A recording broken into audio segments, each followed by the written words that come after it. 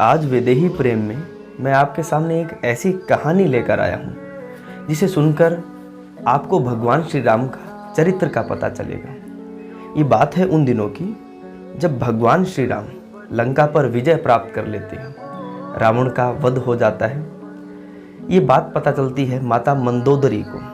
माता मंदोदरी रावण की धर्मपत्नी। जैसे ही उन्हें ये बात पता चली, वो गुस्से से लालिमा उनके मुंह पर क्रोधित अवस्था में रणभूमि की तरफ दौड़ी चली जाती है। उनके मन में जिज्ञासा होती है कि उनका पति जो 3 लोक का स्वामी है, कि इतनी अपार शक्ति होने के बावजूद भी उन्हें युद्ध में कौन हरा सकता है या कौन मार सकता है। बस इसी जिज्ञासावश वो जाती है रणभूमि के अंदर। वहाँ पर एक व्यक्ति शिला पर बैठे हुए थे।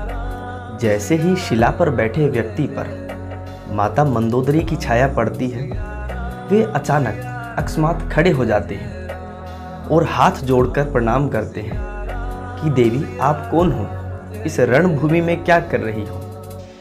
तब माता मंदोदरी ने ये प्रेम पूर्वक शब्द सुनते ही उनके मुख से गुस्सा उतर गया और उन्होंने कहा, मैं अभागिन लंकापति रावण की पत्नी हूँ। तब भगवान श्री राम ने उनसे हाथ जोड़कर क्षमा मांगी और कहा कि माता मुझे माफ़ कर दो।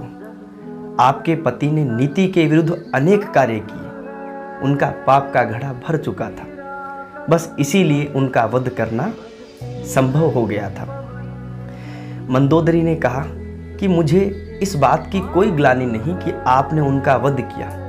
मैं तो बस यही जानने आई थी कि जो मेरा पति, जिसे संसार की कोई शक्ति नहीं हरा सकती थी, 3 लोकों में कोई ऐसा नहीं था जो उसे हरा सके, उसे एक सामान्य पुरुष ने हरा दिया।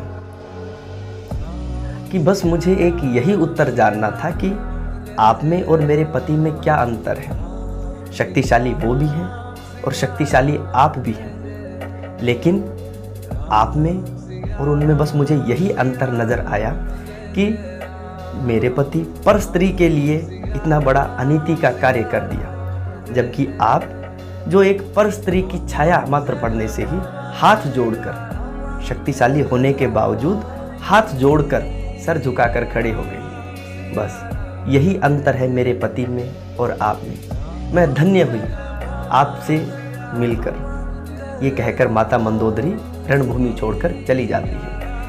ये भगवान श्री राम का चरित्र बताता है कि उन्हें अपनी स्त्री के अलावा या अपनी धर्म पत्नी के अलावा सभी स्त्रियों में अपनी माता और बहन का स्वरूप दिखाई देता है। अगर हम भगवान श्री राम के इस गुण को मात्र धारण कर लें तो हमारी जिंदगी की लगभग आधी से ज़्यादा परेशानियां खत्म हो जाएगी। वीडियो अच्छी लगी हो तो लाइक कीजिए, शेयर कीजिए, चैनल को सब्सक्राइब कीजिए। अच्छी नहीं लगी हो तो इसे डिसलाइक कीजिए। धन्यवाद, आपने प्रेम पूर्वक सुना।